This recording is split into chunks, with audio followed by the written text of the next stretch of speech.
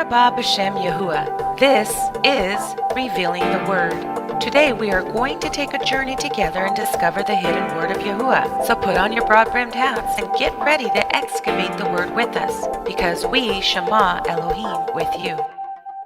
Shalom, this is your host, Jessica Arianis of Ha Kol Kala Radio, and my special co-host, Eric Bissell. In this episode of Revealing the Word, we are going to discuss the origin of language and the importance of knowing how Yahuwah communicates. With me now is my co-host, Eric Bissell. Shalom, Eric. Shalom, Jessica.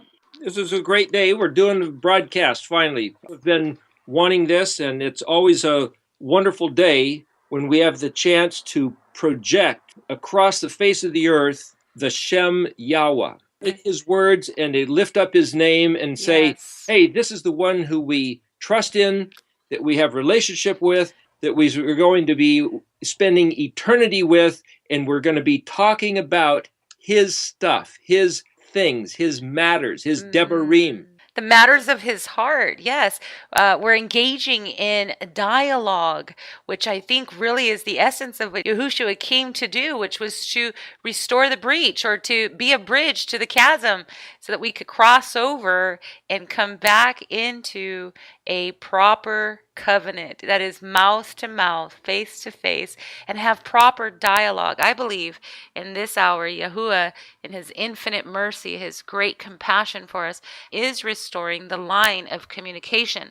That's right. If you go to Eriktology, spelled Eriktology, if you go on YouTube, there's a number of different things that are various different talks, as well as a 60-hour class that we did back in 2011. Let me just say that what we're talking about here is not about me or you, it's about words. Mm-hmm. And so this word Eriktology, that's a sound, the word Eric. Well, there's 3 different ways you could spell that word, and each one of them means something in Hebrew.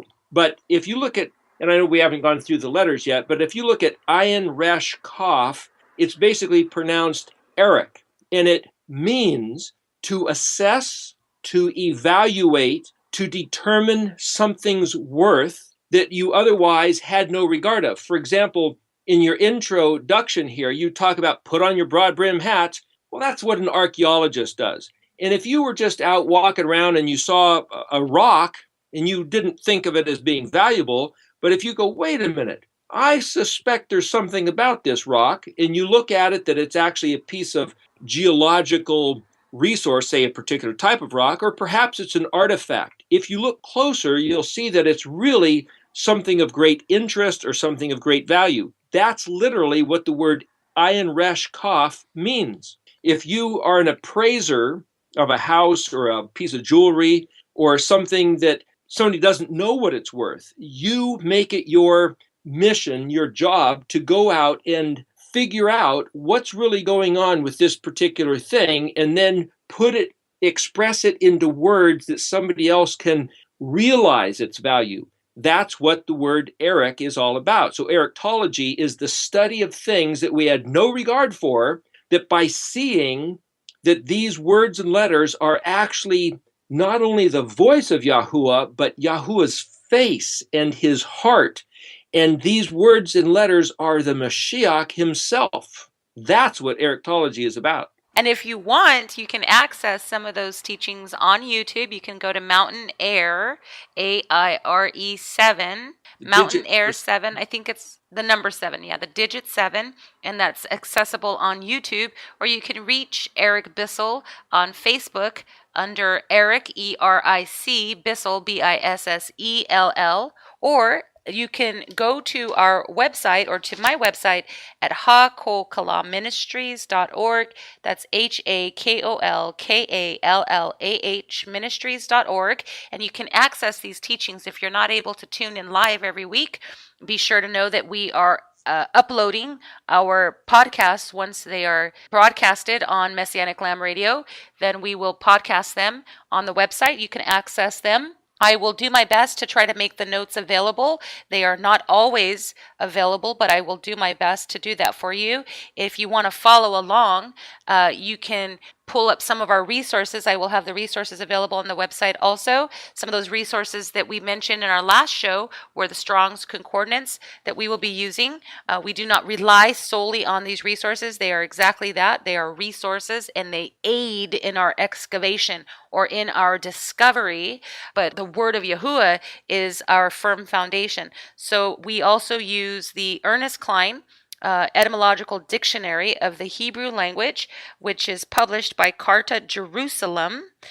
We will also be using in this series the BDB, which is the Brown Drivers and Briggs. That's the BDB, Brown Driver Briggs, as well as the AHLB, which is the Ancient Hebrew Lexicon of the Bible. I think that's by Jeff Benner. Again, if you want to contact us, you can go to Facebook. You can access us by our tag names, HaKolKalamMinistries.org or Eric Bissell. This is episode 102 of the Revealing the Word series. And last week we discussed what it means to initiate dialogue, and we laid the foundation of communication, which in our opinion is to hear. And we know that just one of the attributes that separates him from other mighty ones, or how does Eric say, Elohim Achrim, right? That's Elohim Achrim. Okay. What differentiates him or sets him apart is that he is able to engage. He's living. He's alive.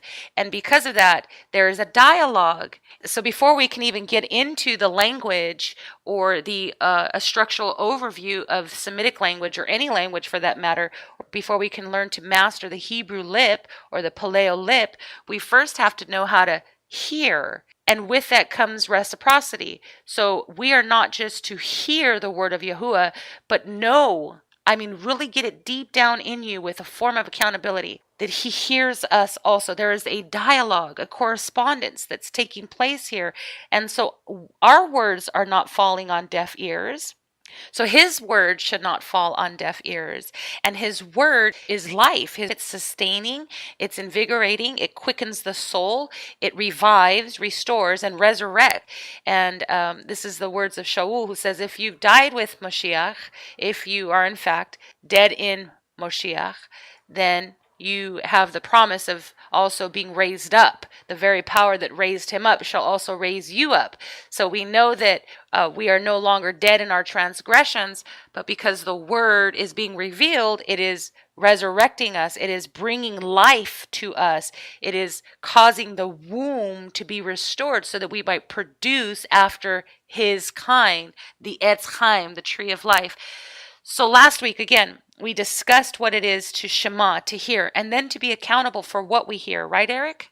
We have to listen to every word he said and be found doing it. Right. I remember hearing once, many years ago, someone brought the point up, going to church, they were saying, if someone were to bring you to court and try you for being a Christian, would there be any evidence or enough evidence to convict you? Well, along the similar lines, if Yahweh says, according to what I hear you saying, this is what is happening to you. And we can say, oh, that's not fair. That's not right. Really? Let's go back and look at the evidence. What are we doing? What are we saying? What are we believing? What are we hearing? What is the substance of our life? What exactly is happening? Responding to. So the interesting thing, when I say, would there be enough evidence to convict you of such and such? You could say, people say, come on, he knows my heart. That's good enough. Let's just leave it there. The scripture tells us that the human heart is desperately wicked, and who can know it? Well, he knows my heart. It's desperately wicked. Well, do we know his heart? You could say, I know him. Well, who is he? If you had to write a definition for who he is, Yeshua at one point is going to, I think it's in Matthew 24, he's going to lump a whole bunch of people on one side and then a whole bunch of people on the other side. And he's going to say to some, I never knew you. Depart from me, you who work iniquity. And that word iniquity in Greek is anomio. The prefix a means against or contrary or a different.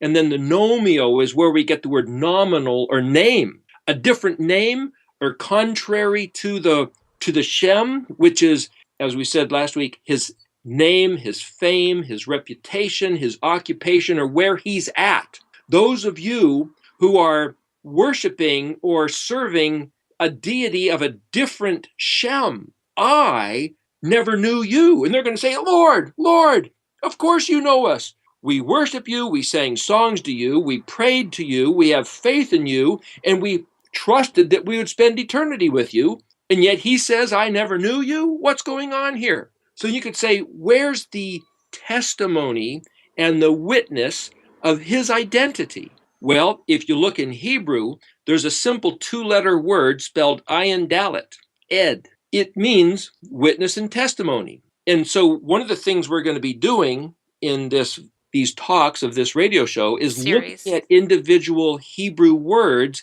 and opening them up to see what's inside.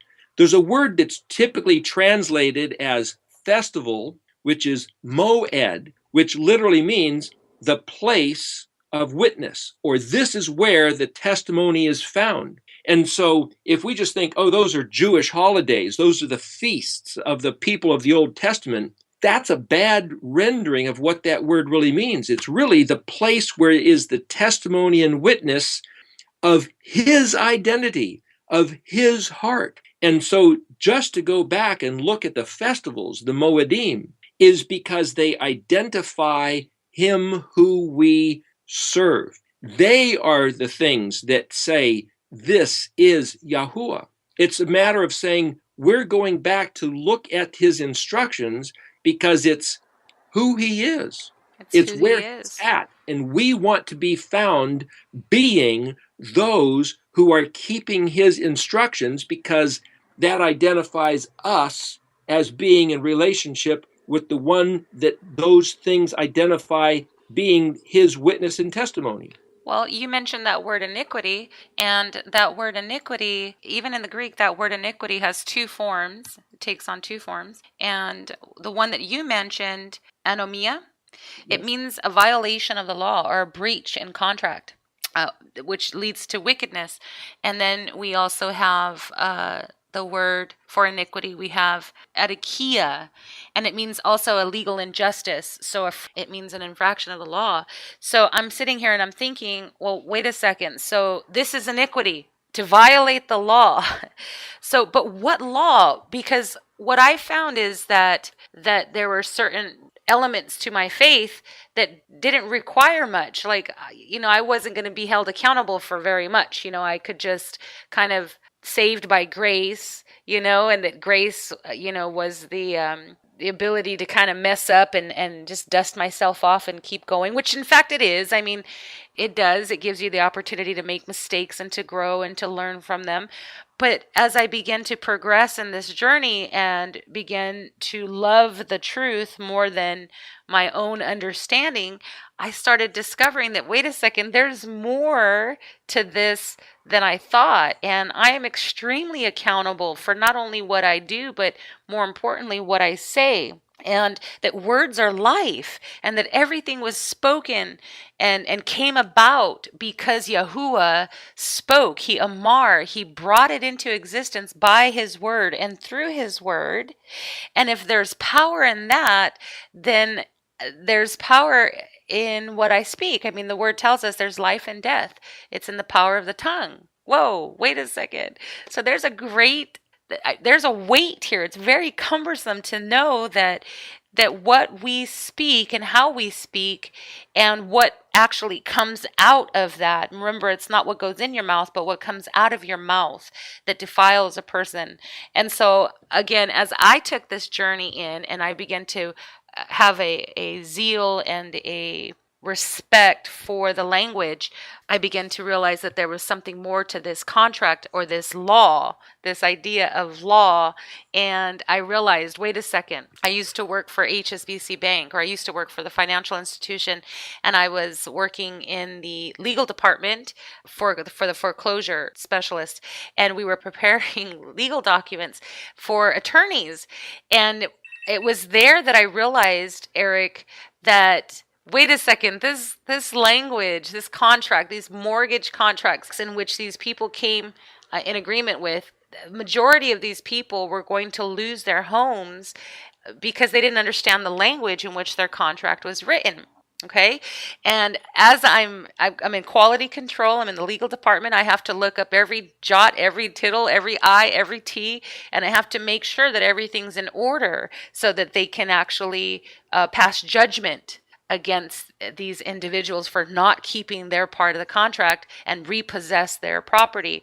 And so I'm saying, wow, if only the people read their contract, if they only understood their rights, if they only understood the language that is written, but the language was so complicated. And I remember having huge dictionaries and a bunch of links and resources that we could access in order to understand the language ourselves. And imagine, I was trained in this department, or in this field. So I'm thinking, wow, if it's difficult for us and we've been employed to understand it, imagine how much more difficult it is for those who just simply signed the contract and said, okay, give me the home under these terms, and sure, we get to live here. But now they're going to lose their homes. And so I started thinking, how much more important is it for us to understand our contract? Because the day will come when the anti-Messiah rises up, and there are many, will rise up to foreclose upon us and say, you're in debt to me. I own you. You're my property, and I'm going to foreclose upon you. And why? Because we don't understand the language in which our contract was written. And if Yahuwah is a sovereign and we are citizens in his kingdom, then it would behoove us to learn the language in which our contract was written. Why? Because there are promises there that will protect us and that will keep us. But there are also curses. There are elements within our contract that will either benefit us or work against us. And so in this series, we are going to do our best to not only establish a firm foundation in the original language, which we believe was Hebrew, the Hebrew tongue, or the Paleo language, or the Paleo tongue. We're going to establish that and try to encourage you and stimulate you and hopefully provoke an appetite in you so that you too will want to dig it up. Look, search it out so that you too can have the authority that is hidden in his word. The power and the authority is in his word. Jessica, last time we mentioned that the voice of the bride was something that was talked about in Malachi 3:16 and verses 13 to 18. We went over that. Malachi in the King James Bible is the last book of the Old Testament. In the Hebrew Tanakh, it's organized a little differently. But one of the other last verses, there's a total of 24 verses. Verse 22 says, "Remember the Torah of Moshe my servant, which I commanded him at Horeb for all Israel, decrees and statutes." So there's a certain frame of mind that says, it's a different covenant. We don't have to deal with that. So we're not talking to people who don't want to regard these things. If you don't want to regard these things, fine, believe whatever you want to believe. But if you want to look back at these words and say, when he says, "Remember the Torah of Moshe, my servant, decrees and statutes that he gave for Israel," this particular study is for those of us who say, hey, I would like to be that people. I want to be Yahuwah's Kadoshi. Now, this word kadosh is betrothed, is set apart, is very special attention, like no other. That's kadosh. As a matter of fact, the Melachim, the angels, the cherubim who were going around the throne, they don't say, holy, holy, holy. What they say is kadosh, kadosh, kadosh. This word kadosh is all they can say when they see the exhibition of mind-blowing, pure, splendor. Awesome. The only word that can come out of their mouth is kadosh. We in English have no appreciation really of what this word means, but that's what Yahuwah calls his Israel, kadosh. When we look at him and go, the only word that can explain it is kadosh. My kadosh one would be kadoshi. When he looks at Israel, who listens to his words and does them, he says, kadoshi, my kadosh one. So for us to regard his words, his decrees and statutes, is in the Torah. We want to be his people so that when he sees us, that's his expression. And I know there's a certain doctrine that says, no, look, if you're in Christ, he sees Christ, and so when he sees you, he sees Christ, and so it's all good. We're not even addressing that. We are trying to read these words and play into what they express. And if your doctrine tells you something different, that's for the people who want to argue doctrine. We're not trying to talk about doctrine. We're trying to talk about, when I see these words and I understand what they say, my heart wants to respond by doing what he said. Right. And this is what Malachi is talking about. And if this is the last matter that he addressed before the New Testament came to be its own thing, then there's something significant about it. You know, he could have said, now you guys remember, your obligation is to do these instructions until the Messiah comes, and then don't worry about it anymore. He didn't say that.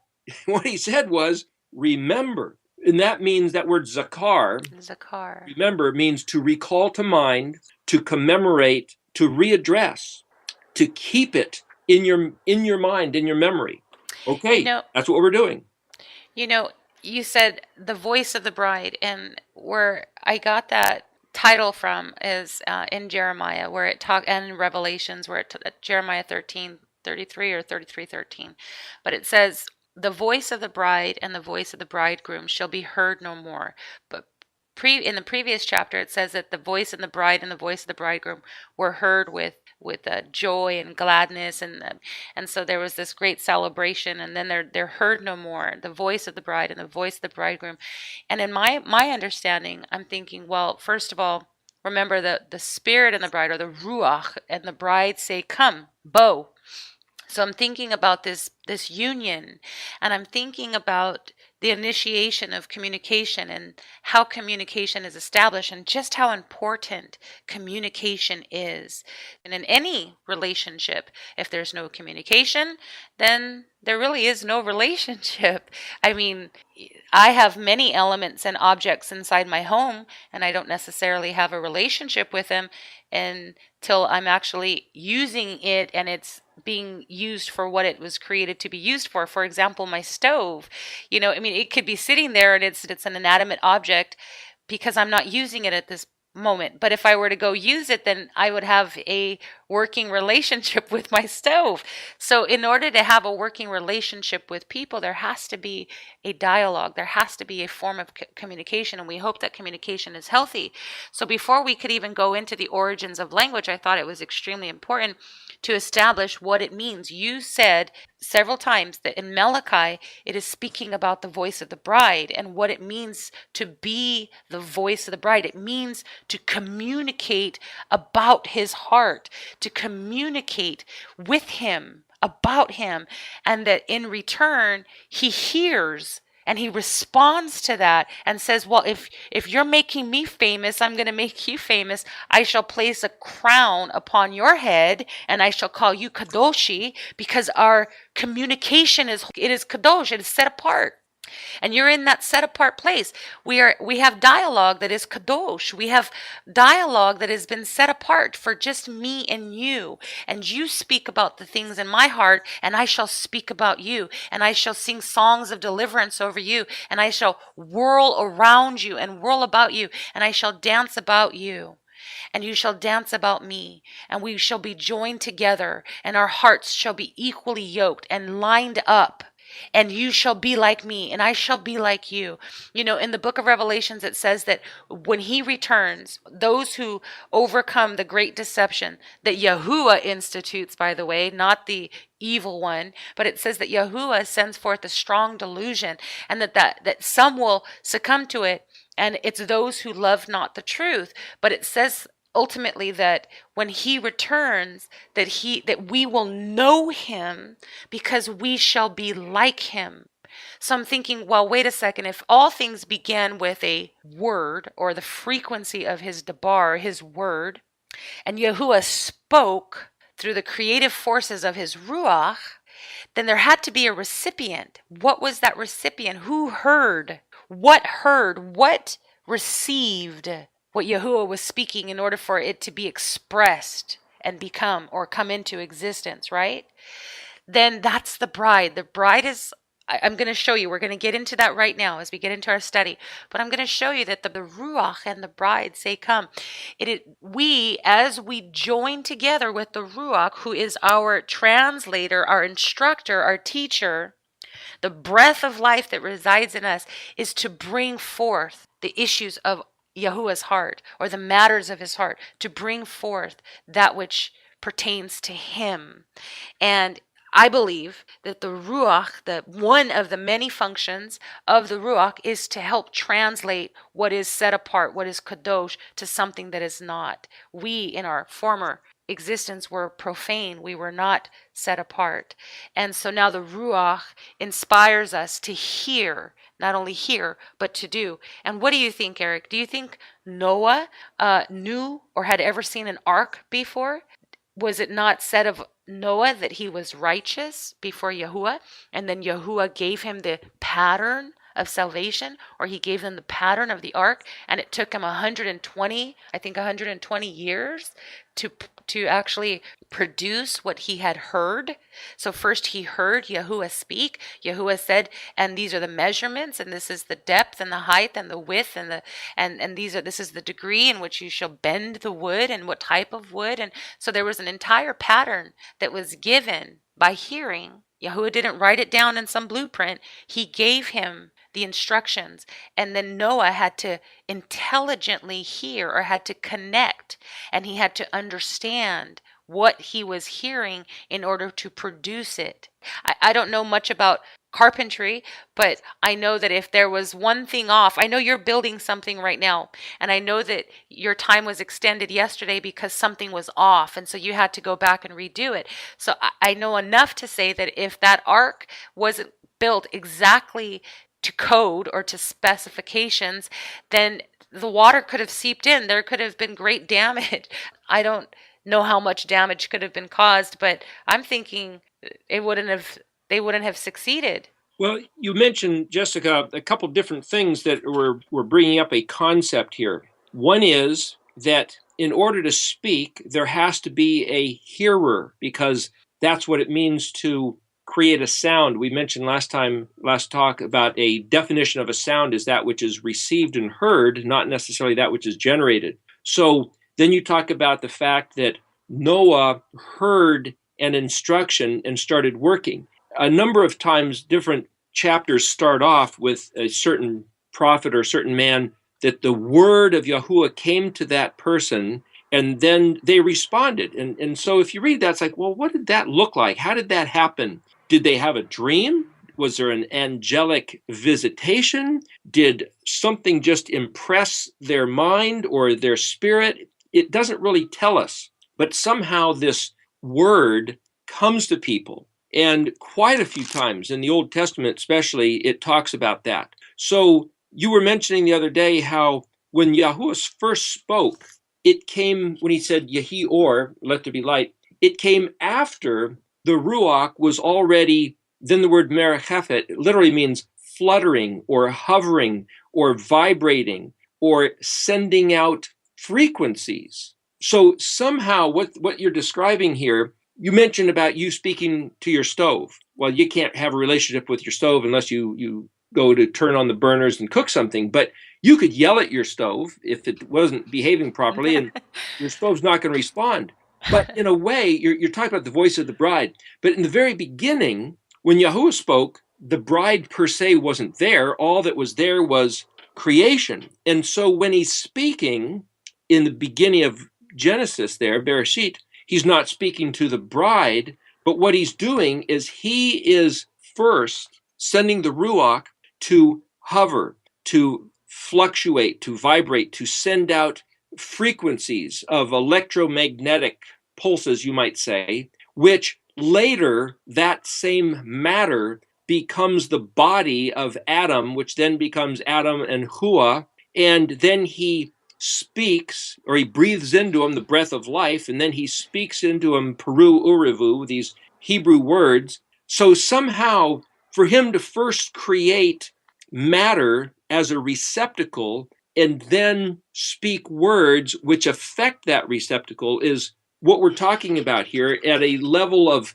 physics, at a level of going beyond what we think of as language. But what's really happening here is that in Genesis chapter 1, Yahuwah is designing the universe itself to be able to be the receptacle or the responder to his words. And so even at a level of atoms and molecules and electrons and protons, we are designed to respond to the words of Yahuwah even without consciousness. And then once he makes Adam and gives him consciousness, that's a whole nother level of how we can respond to these words, have that relationship at a whole different level than even the physical matter does. Right, and I'm glad you brought this up because this is where we were going to start in our study.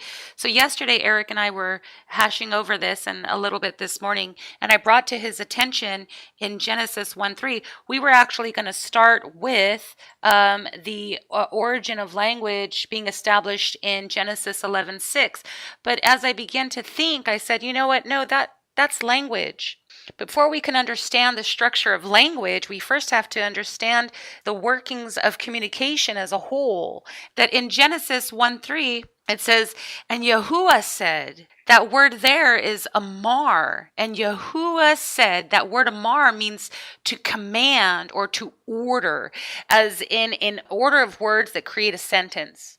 So Yahuwah ordered, he commanded, he gave thought. And specifically, I looked it up in the Red Book. When I say Red Book, I'm talking about Klein's Etymological Dictionary. So here in the Red Book, this word is the Aleph Mem Resh, Amar, said, Yahuwah said, and it means he said in his heart or in thought, and then it was induced. So it says here that he induced it. So first, it was something that was inspired in his heart, then in thought, which is basically the same, heart and mind are the same faculty. And so it was something that he considered, and then it was induced or it was brought forth.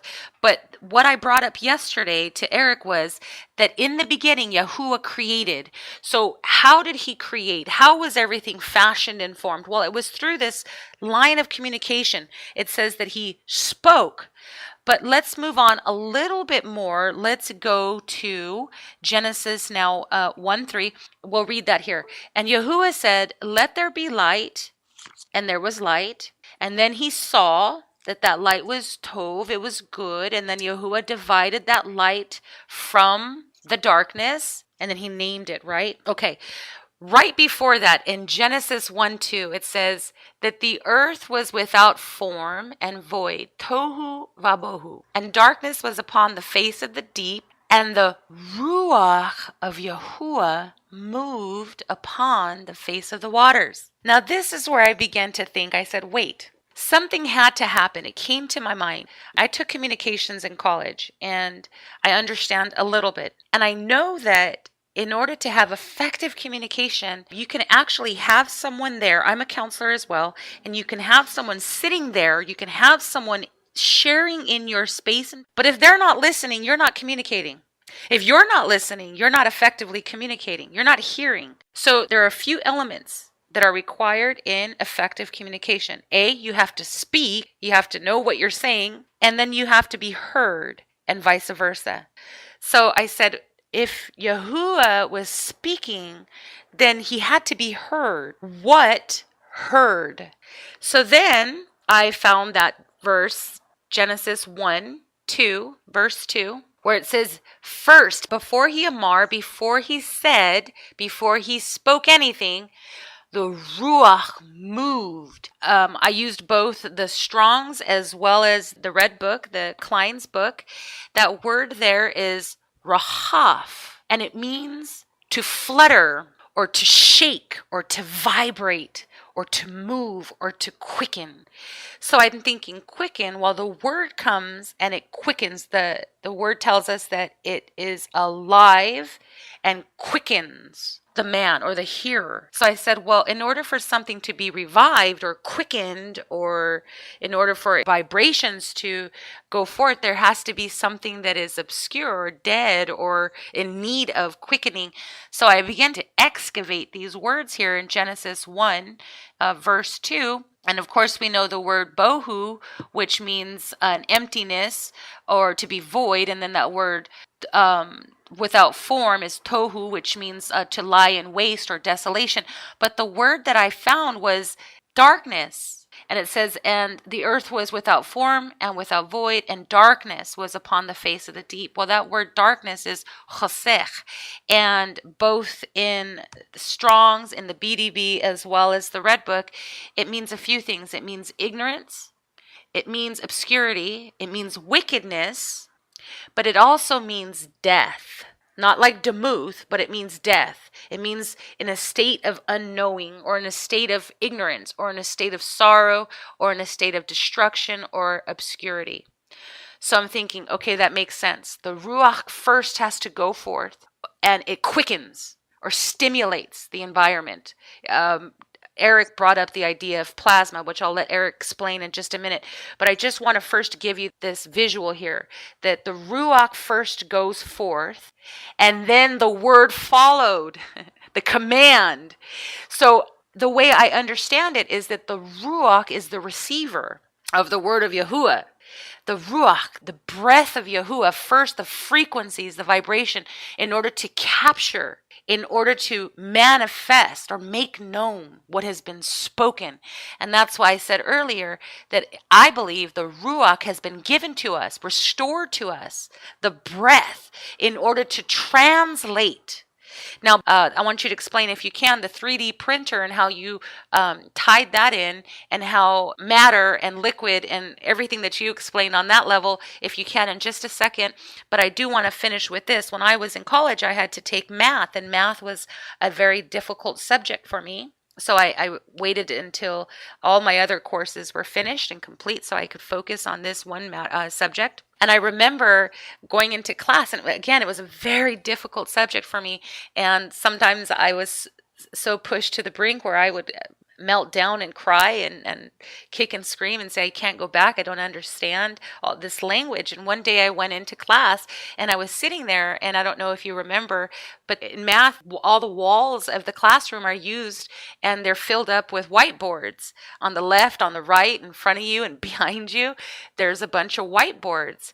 And I remember walking into class one day, and my professor, he used, the colored markers, the red, the blue, the green, the black, and all the walls were filled with this writing, different colors, red, blue, green, yellow, and, and all these, and it was so overwhelming. I'm sitting there thinking, I have no clue what any of this says. There's these numbers and letters and numbers and, different symbols and such. And I'm sitting there, and I was so overwhelmed, and I began to pray. I said, Abba, you have to help me understand. I don't understand any of this. I'm going to fail if I don't understand. And so this revelation came to me. My teacher now comes to class, and he stands before the whiteboard, and he says, all right, today this is what we're going to go and study, and this is what we're going to review, and so forth and so on. And as he's sitting there, there's this revelation I receive. I said, oh my gosh, I don't understand math because it's a language. I was doing it wrong. I was trying to understand the problem and therefore find the solution to the problem. But in fact, there's a language. That math is a language. And I need to understand the language in order to understand the problem and therefore find the solution. And the only way that I'm going to understand the language is if my professor effectively translates it to me. He has to teach me the language of mathematics. Right there, I understood the Ruach works the same as that teacher. The Ruach abides in us to help us understand the language, to translate it to us so that we can not only see the problem but find the solution. So I said life and death, there it is. The teacher, the Ruach acts as the teacher or the translator, the one who stands, that mediates between life and death, because his word, his language is life. And if we were born in Adam, then we were born in obscurity, tohu babohu, darkness. We were born in ignorance, in destruction, in death, in sorrow, in wickedness, in obscurity. And the word was hidden from us. But the Ruach has been imparted or given to us because of the propitiation of Moshiach, and therefore is now able to translate life to death.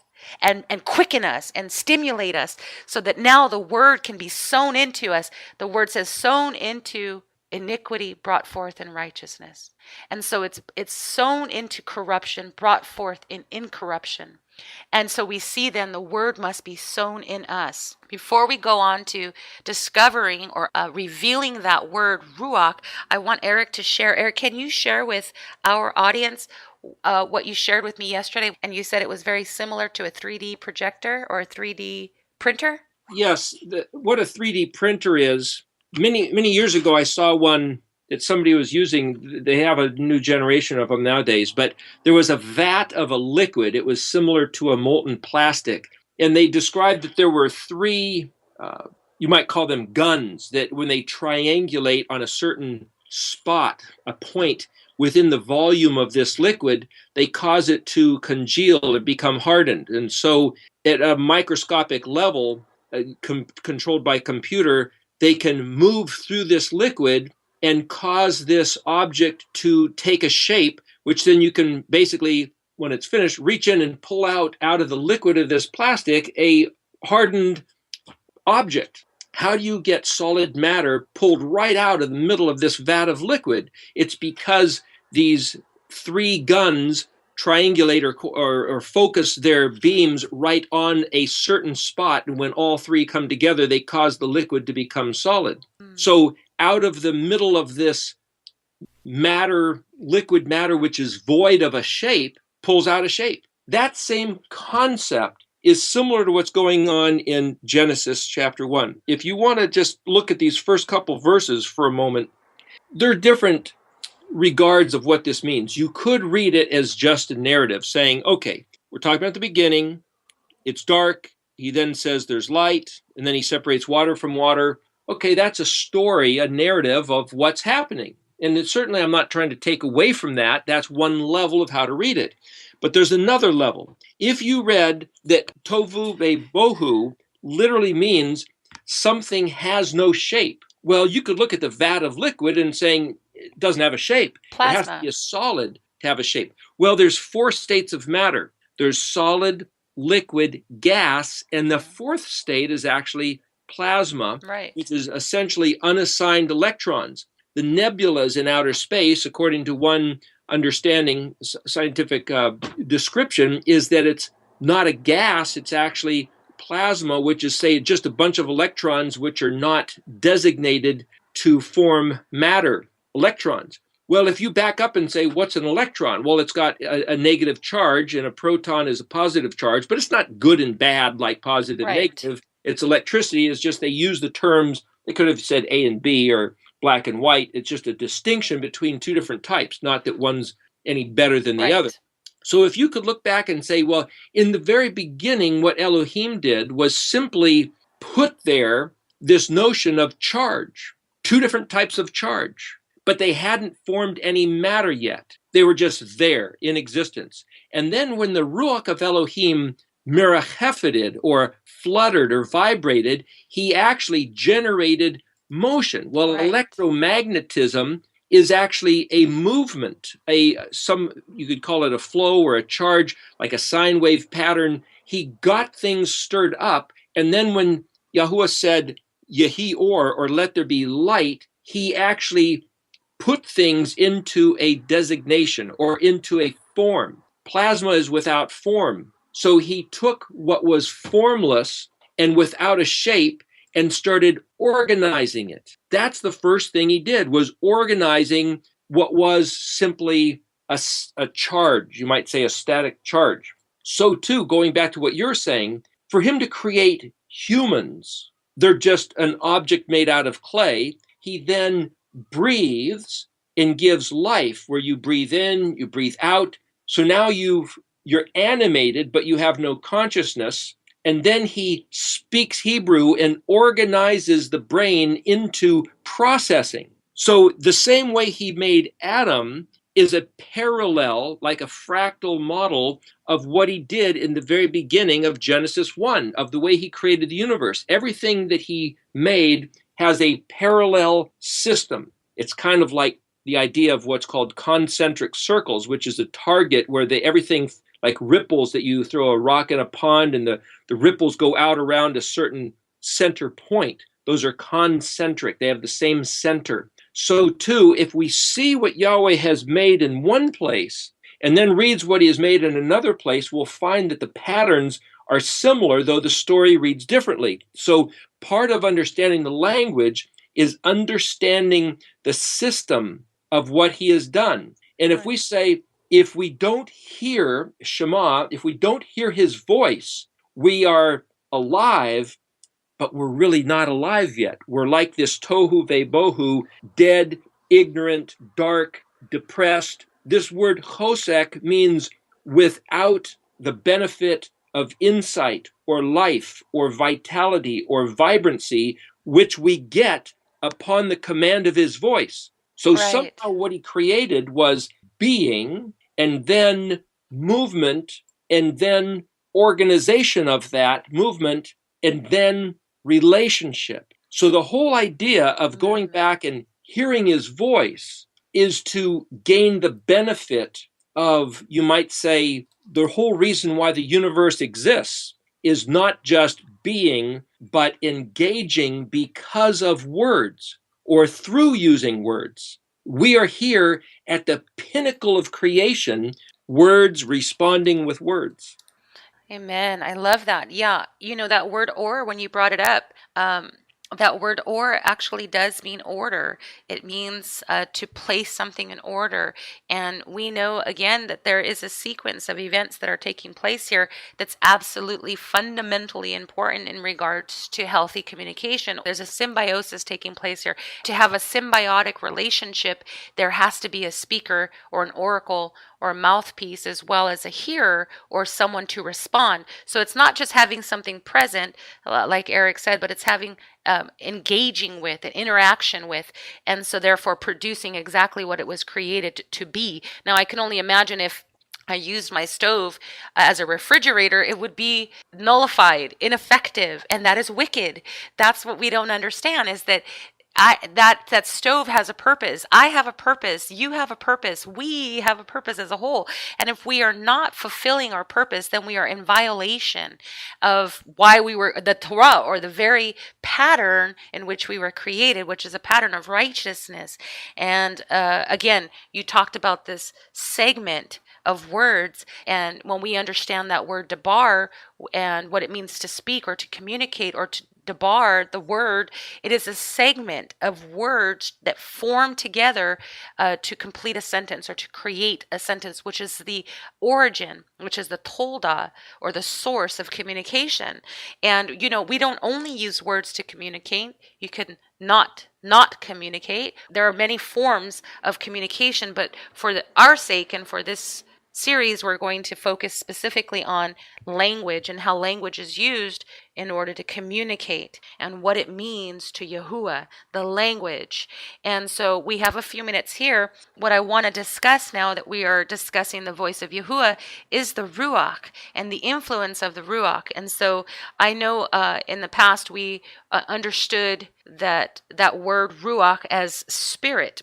But that word spirit, if we can, do our best to forget that word, to just lay it down, because that word spirit primarily belongs to Western culture. It's a Western ideology or a bad rendition of the word ruach. In the Greek, the word that's used is pneuma, and in the Latin, the word is spiritus. And I think even in the Germanic, it's Geist, or where we get the word ghost, the Holy Ghost. So I think we've used those terms in the past. We've used the Holy Spirit.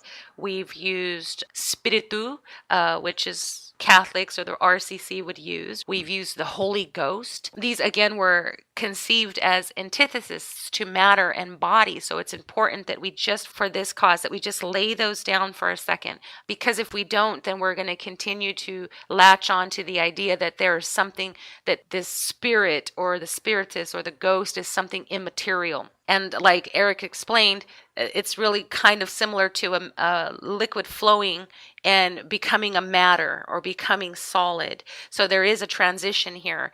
And whether we're talking Greek or Latin or German or English, we know that we can see here in Genesis that it's by the Ruach of Yahuwah that all things were created. And this is a supernatural event. This is not a natural event that occurred. And if we understand Hebraically or in the Hebrew, and we speak about Yahuwah's Ruach, what we're basically saying is that in the beginning, Yahuwah was a tempest. He was a storm or a force, both in body and soul, both in the creation of humanity and nature. There was this vigorating force. So it's not something that we can dissociate from, that's disembodied, but we're saying no, that basically the breath of Yahuwah that carries the tone, the syntax, the frequency, the energy of the bar of his creative word, that word that has the authority and the power to cause something to exist, to be. And that's where we are going to go into. If you stay tuned, next week what we'll do is we'll go a little deeper into the idea that by his Ruach, his word is established or received, and then we will unveil or uncover or reveal what it means to be a prophet. Let me just say, and Eric, you can close us out, but let me just say again, I'll reiterate, the first instance of communication is established in Bereshit when Yahuwah spoke the world as it was into existence, or caused disorder to become order, or caused it to be. In Psalm 33 verses 8 through 9, the psalmist says, "Let all the earth fear Yahuwah. Let all the inhabitants of the world stand in awe of him. For he spoke and it came to be. He commanded," that's that word amar, "and it stood fast." So if Yahuwah spoke, then what does this form of communication look like? And how do we hear when Yahuwah speaks? Does he speak the same today as he did yesterday? That's what we're going to examine in next week's show. We're going to find out various ways in which he does speak and how we were given the ability to hear and to communicate with him, even as the prophets did. Well, real quick, we've only got like 2 minutes here. Let me just say the word prophet is spelled Nun Bet Yod Aleph. The word Bet Aleph means to come or arrive, and Nun is to engage. So when you say that he spoke, for him to put something into action is a Nun. For it to take on matter or object form is the letter Bet. And then that which he had commanded, which was that which was in his heart and his mind, which he put into the form, is Aleph. So you could see right in your phrase there that he spoke and it came to be. What's the it that came to be? The Aleph. What does it mean to come to be? The Bet. For him to speak, which is to cause, is the letter Nun. So the word for prophet right there is a word which embodies that whole sentence that you just mentioned in Psalm 33:8. And so when it says the word of Elohim came to so-and-so, that's the word Navah. And when you said Bo, Ruach HaKodesh, that word Bet Aleph is that same word. And when you said in the very beginning of the show, Baruch haba b'shem Yahweh, that word haba is to arrive, or to blessed is he who embodies the Aleph, who does, who sees it, who it materializes in his heart, in his consciousness, and he comes alive. Blessed is the one who can hear this language, who comes alive. And blessed so is the one who is alive in his name. So just like you said that mathematics had to become, in your comprehension, its own language. Yes. Music is a language. Right. This Hebrew also is the same type of language. If you're just learning words, you don't quite see it. If you're just memorizing definitions, you don't see it. But when these letters come alive, the same way colors form art, or the same way that words, or that notes cause a song, or that words speak this language, it's not the language, it's the Ruach. This is the heart of Yahuwah that's expressed in these letters. It takes on a whole different life. Hallelujah. All right, well, that's it for this week's show. Be sure to tune in to next week when we discuss what it is to be a prophet and how to function in his word, even as Avraham was called a prophet because the word of Yahuwah came to him and spoke. So we too want to hear the word. Zakar, remember the words of Yahushua, and he said unto them, Take nothing for your journey, neither staves nor scrip, neither bread nor money, because Yahuwah Elohim Amcham, Yahuwah is with you. Ivarechecha Yahuwah. Shalom.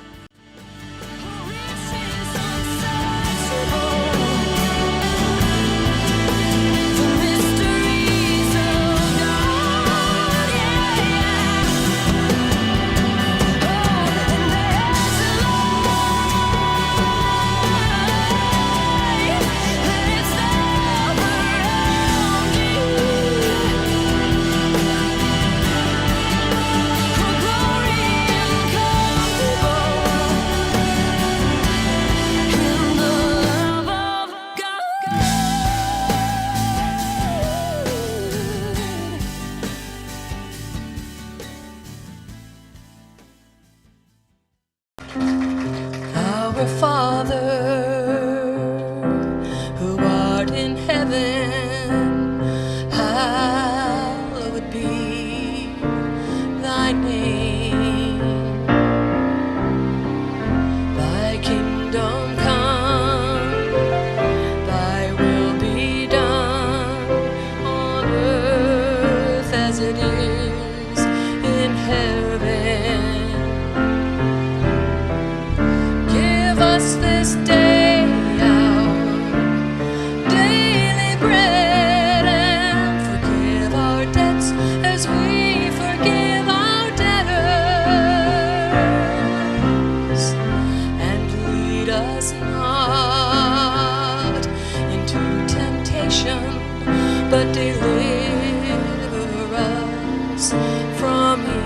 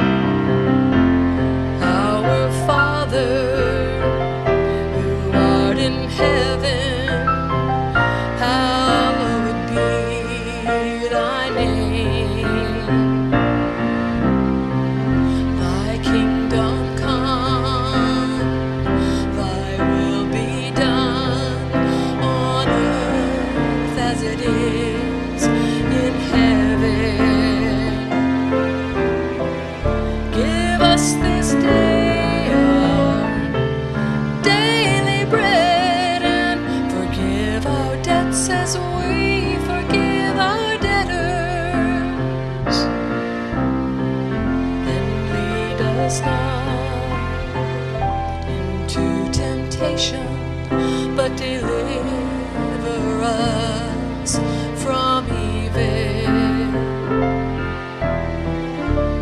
For thine is the power and glory forever and ever and ever.